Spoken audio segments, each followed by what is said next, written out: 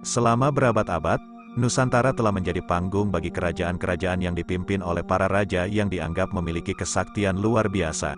Kemampuan-kemampuan mereka melebihi batas nalar manusia, dan cerita-cerita tentang keajaiban mereka telah membentuk warisan mistis yang diperbincangkan oleh banyak generasi. Seorang Raja Nusantara, yang diberkati dengan kesaktian yang melampaui batas manusiawi, diyakini telah memainkan peran sentral dalam menjaga kelangsungan hidup kerajaan-kerajaan tersebut. Kehebatannya tidak hanya terbatas pada keterampilan militer atau kebijaksanaan politik, tetapi juga mencakup elemen-elemen magis yang membuatnya berbeda dari raja-raja pada umumnya. Dalam keberlanjutan legenda ini, kita dapat menemukan inspirasi dan keajaiban yang tersembunyi di balik masa lalu. Meskipun waktu telah berlalu, namun cerita tentang Raja Nusantara yang memiliki kesaktian legendaris tetap memberikan semangat dan kekaguman bagi kita semua.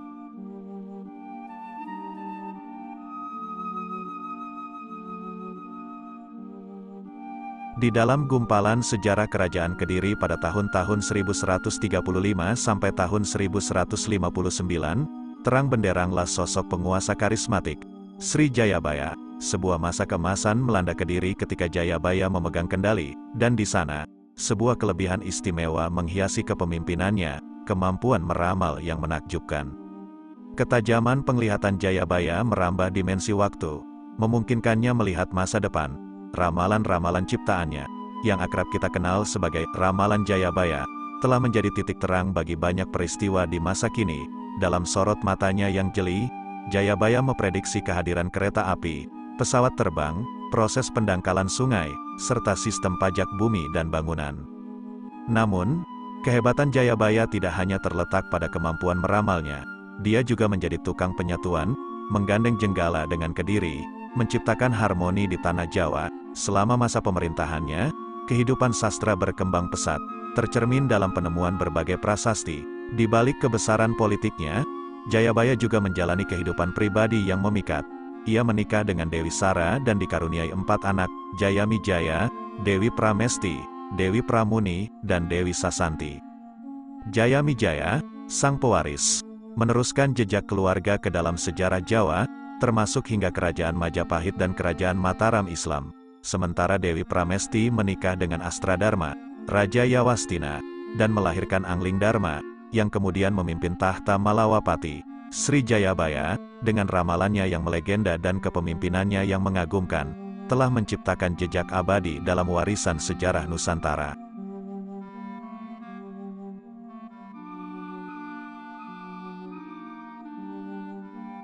Dalam riwayat yang melibatkan keajaiban dan kepergian misterius, Prabu Brawijaya V, raja terakhir Kerajaan Majapahit, meninggalkan jejak yang tak terlupakan. Kisah ini dimulai dengan peristiwa moksa yang dilakukannya bersama istrinya, menghilangkan keberadaannya dari dunia ini dan meninggalkan misteri yang belum terpecahkan. Dalam kisah menarik ini, Prabu Brawijaya V mendapati dirinya dalam kejaran sengit Adipati Cepu yang penuh dendam. Merasa tersakiti, sang raja mengucapkan sumpah yang melarang keturunan Adipati Cepu dan penduduk Cepu untuk naik ke puncak Gunung Lawu. Tempat ini menjadi titik penuh misteri di mana Brawijaya V dipercaya melakukan moksa, menyembunyikan diri dari kejaran pasukan Cepu. Gunung Lawu, dalam kepercayaan rakyat setempat, menjadi saksi bisu dari peristiwa moksa ini.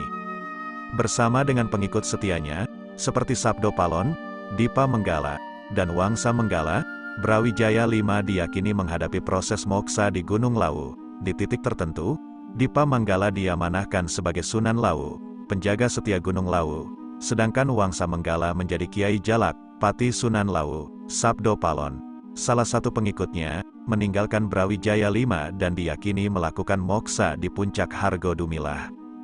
Tempat moksa Brawijaya V sendiri menjadi misteri terpisah, terkenal sebagai puncak Hargo Dalem. Jejak hilang raja terakhir Majapahit ini menciptakan daya tarik tersendiri, menjadi salah satu misteri yang menyelimuti sejarah Indonesia dengan aura magis dan legenda yang tetap hidup hingga kini.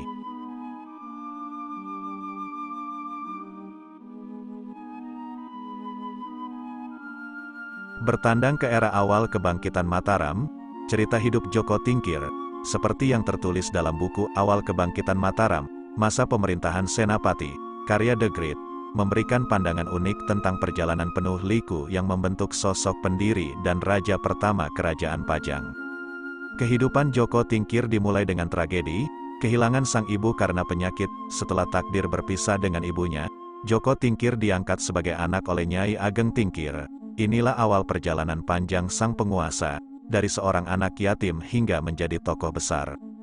Joko Tingkir bukanlah pemimpin sembarangan, ia rajin bersemedi dan mengejar ilmu bela diri dengan tekun. Mendapat pembelajaran dari tokoh-tokoh ternama seperti Sunan Kalijaga, Ki Ageng Sela, dan Ki Ageng Banyu Biru. Kesaktiannya sudah mulai terasa sejak masa mudanya, dan kisah-kisah legendaris mulai mewarnai perjalanan hidupnya. Salah satu kisah epiknya adalah pertarungan melawan buaya putih, sebuah simbolisme dari kekuatan yang menghadangnya. Bersama Ki Bahurekso dan Pati Jalumampang, Joko Tingkir menunjukkan kemampuannya yang luar biasa, bahkan mampu menundukkan seekor kerbau megamuk di pesanggerahan Sultan Trenggono. Joko Tingkir kemudian menjadi Sultan Hadiwijaya, menjadi pendiri dan raja pertama Kerajaan Pajang pada periode tahun 1568 sampai tahun 1582. Kepemimpinannya membawa kerajaan ke puncak kejayaan, tetapi kisahnya terhenti tragis pada tahun 1582 ketika perang antara Pajang dan Mataram meletus. Setelah pertempuran, Sultan Hadiwijaya jatuh sakit dan meninggalkan dunia, meninggalkan jejak kepemimpinan yang masih dikenang hingga hari ini.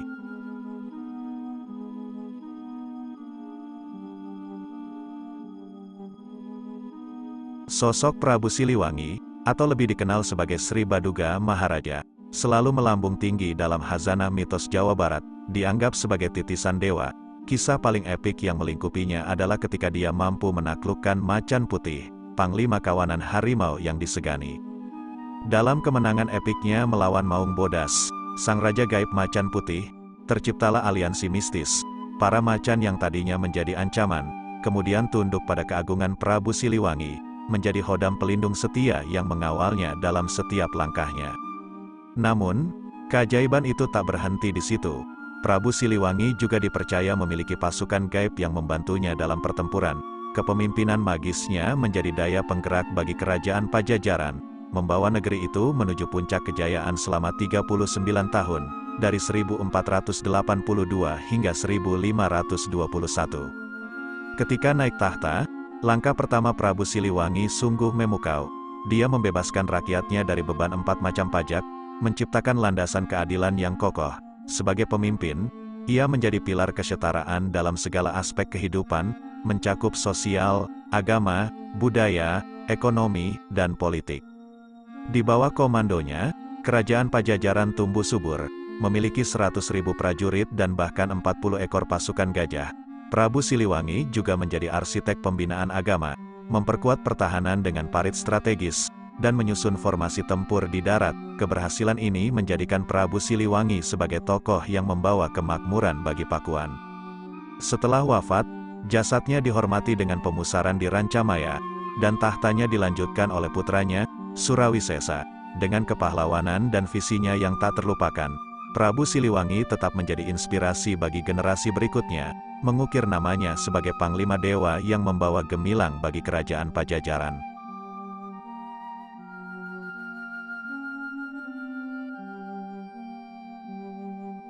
Menurut jurnal bertajuk Gerakan Dakwah Sultan Agung, puncak Kerajaan Mataram terjadi pada masa kepemimpinan Sultan Agung. Dia berhasil melakukan gerakan dakwah hingga dapat menguasai Jawa Tengah, Jawa Timur, dan beberapa wilayah di Jawa Barat.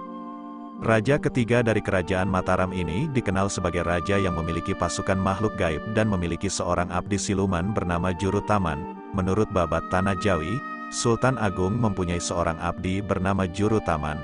Konon, abdi dalam ini dulunya adalah manusia, namun, dia berubah wujud menjadi siluman dan mempunyai kesaktian mandraguna yang istimewa dan sulit dikalahkan.